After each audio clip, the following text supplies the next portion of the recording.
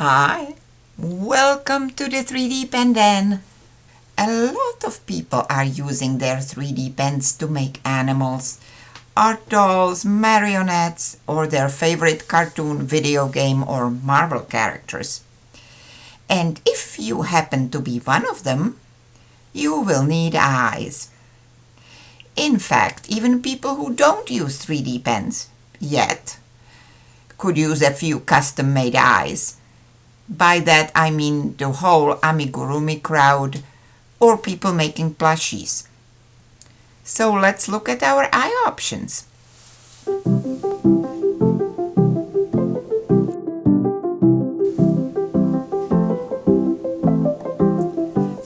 pen eyes can range from very basic to pretty elaborate and may or may not require some extra tools.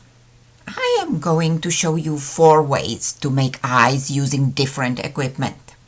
That way you can go with what you have on hand. And then we are going to make a set of eyes using all of the above and one using none of the above.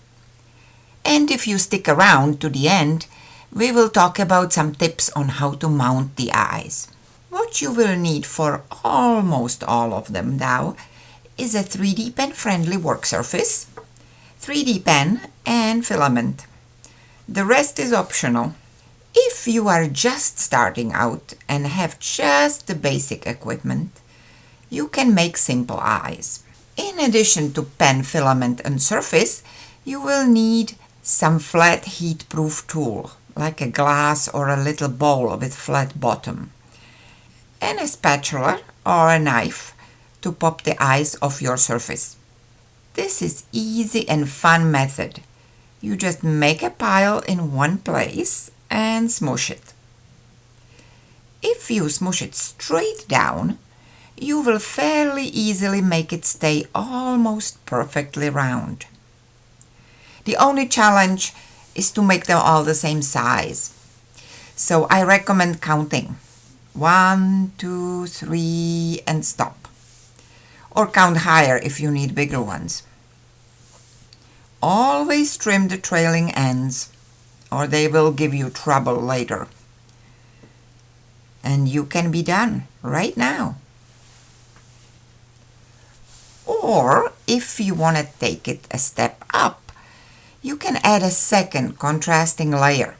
Just pile it on top of the first and count as high as you need to make a bigger pile that covers and even slightly overflows the first layer. The only challenge here is to get the eyes all the same. So I usually make more than 2 to get a pair that matches well.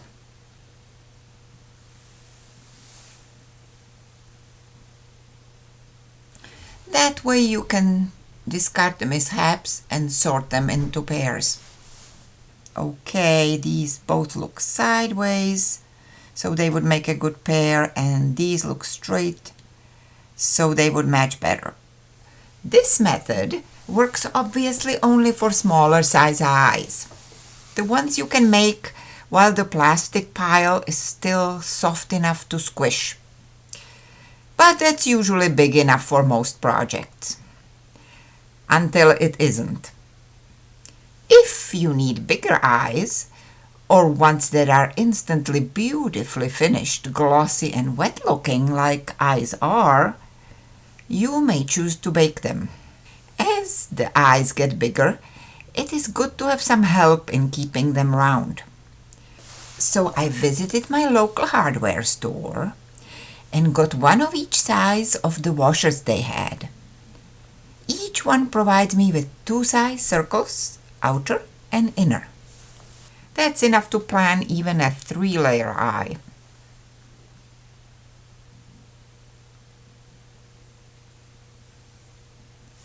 Don't overfill the black part, so you don't yank it off the surface too soon. You need the eye to stay stuck to the work surface until it's all assembled, or it will be hard to keep the layers centered. Keep snipping all the residual tails though, so they don't melt into the other lighter parts.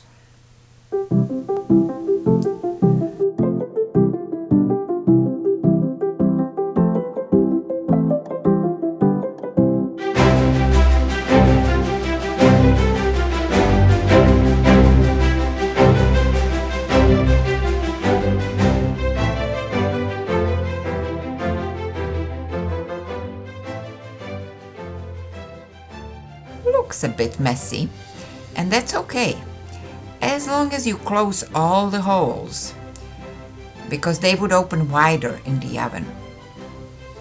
Oops, keep it round though. Maybe I'll trim this one off. In fact, I will fill the whole back with another white layer, just to make sure all the holes are closed.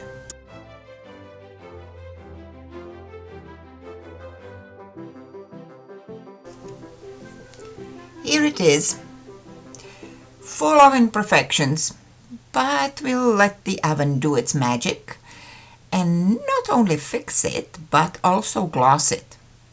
2 steps in one. How's that for efficient? Again, if you need 1 pair of eyes, make 3 to get 1 or 2 matching ones. The time and temperature may differ for your equipment, so run a test first.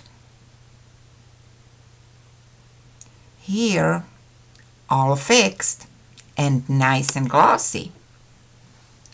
You can see the difference here.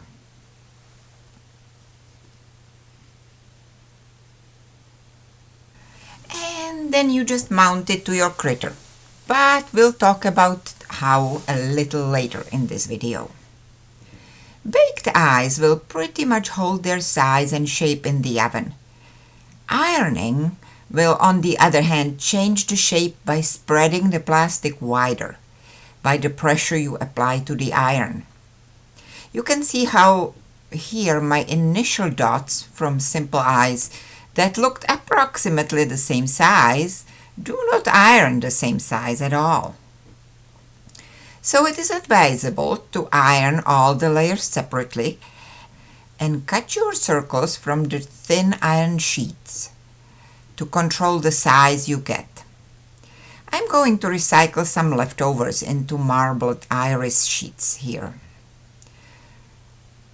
Both sides come out different, so you have some options to choose from. If you manage to iron your sheets super thin, you can even use punches to cut out your circles. Ironing the thin layers together will merge them into a single surface without changing the size too much, which makes making 2 eyes of the same size a bit easier to do.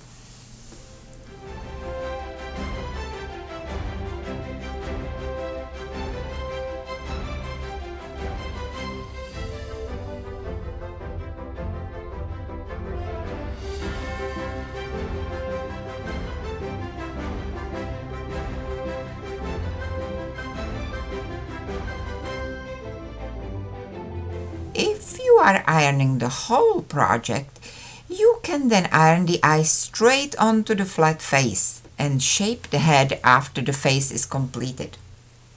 As always, while ironing, keep in mind the plastic will stick to the liner sheets when it's still hot. So I usually place it under a cold marble tile to speed up the release. And here is the formed head with all its various features. The previous 2 methods, baking and ironing, will produce only eyes that are flat. So if you need 3D eyes, you may want to own a heat gun. Heat guns are a big subject and will require a separate video. But it's an important tool if you work with 3D pens a lot. Its use goes way beyond just eye making. Mine has an adjustable temperature control and also adjustable airflow button, which you may think you don't need, but you will see in a minute why you would want one. Mount your heat gun onto something. so you have both hands free. And make sure there's nothing in the way of the hot air flowing from it. First of all, we'll make about a 1/2 inch long eye post over one of those large florist pins. This will help in handling the eye while you form it and also in attaching it later to your creature.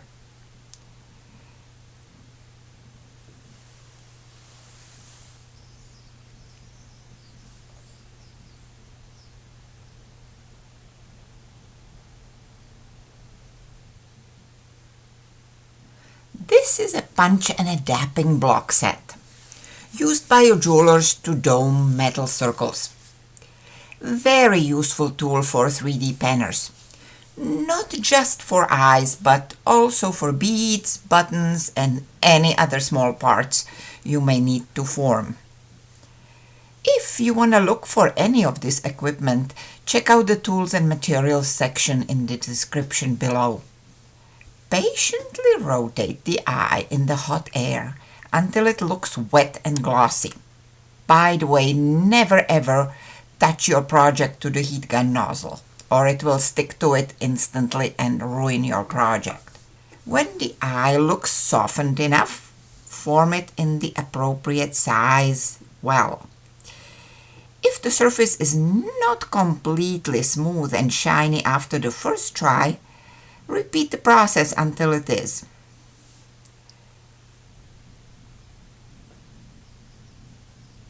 Now, remember the simple black squished dots from the beginning of this video? Put one of these in the well, heat both parts of the eye, and stick it on.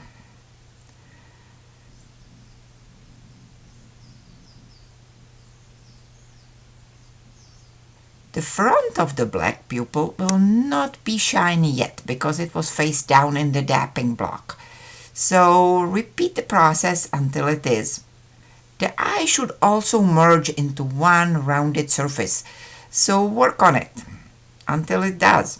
Now, should you need a slitted pupil for all your poisonous frogs and dragons needs, take one of those iron black dots and cut out the desired shape of the pupil out of it. Now, here's the part where you need the airflow adjusting feature, because small parts fly and fly, so you need to be able to blow as gently as possible. So I will turn it down so it will let me attach the slitted pupil.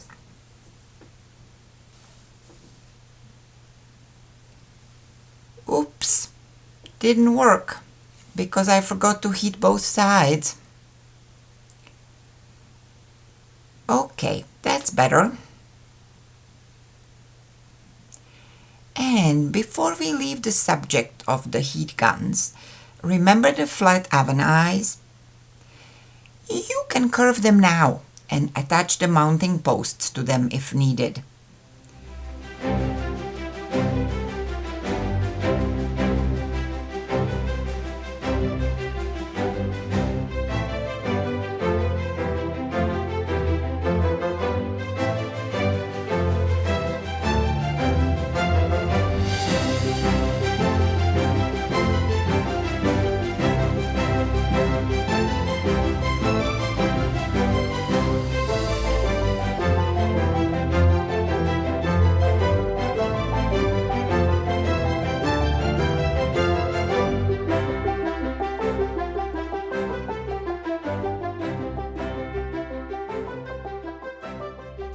Because if you have a small round head, it is difficult to attach big flat eyes to it. So you may need to curve the eye to better conform to the head curve. Alright, I promised you a fancy eye where we use all of the above tools and techniques. And some. Okay, one more toy. This is the 3D Mate Design Mat. My go-to when I want to make fancy pattern colored sheets. Today I will need just the 1/2 inch grid part of it and some fun iris colored filament.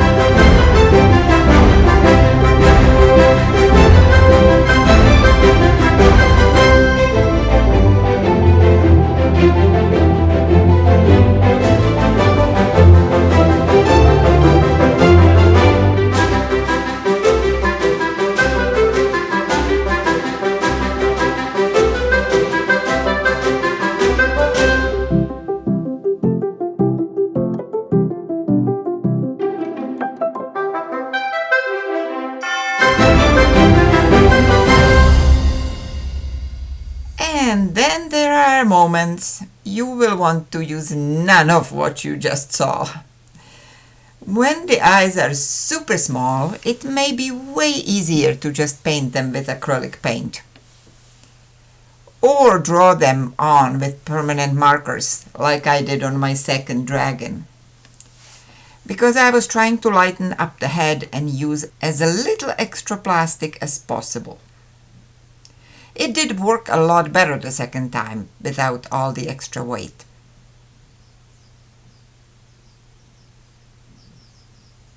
And finally, how do we put it all together? Placement of the eyes is a tricky business. It is helpful to do it while the creature is still partially open, if possible, so you can attach the eye post on the inside. One of the challenges of eye placement is that the eyes need to both look in the same direction. I use kneaded eraser or a mounting putty to temporarily stick the eyes to the head, which then allows me to position the gaze in the same direction and play with the final expression of the critter. Then I stick some on the outside to keep them in place, so I can remove the inside putty and fill the eye holes with the pen.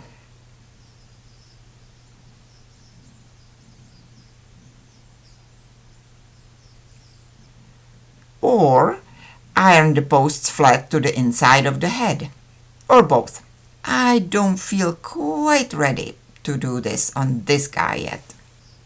And here is how you would go about attaching the posts to crocheted or fabric critter.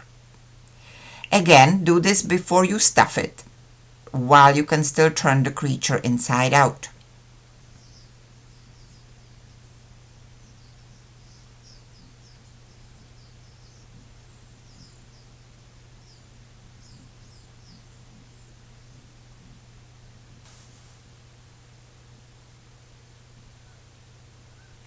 I put 2 felt circles underneath, so the plastic doesn't ooze in between the stitches as I melt the posts.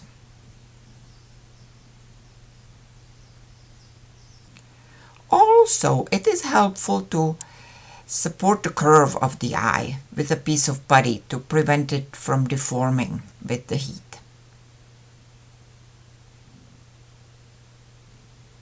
So let's do this for real.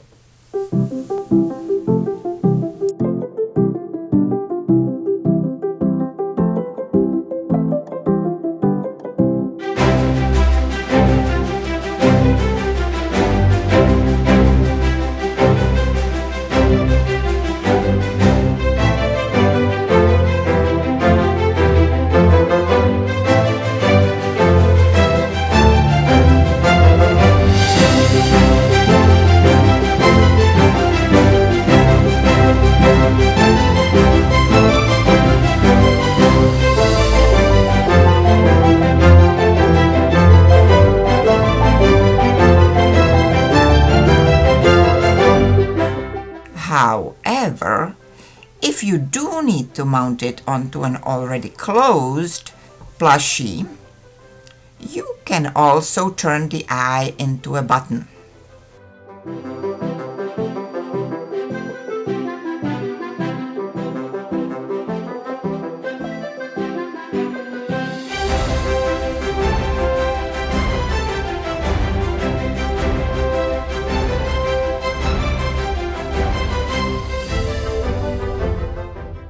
And then pull it in with large needle into some strategic seam on the back.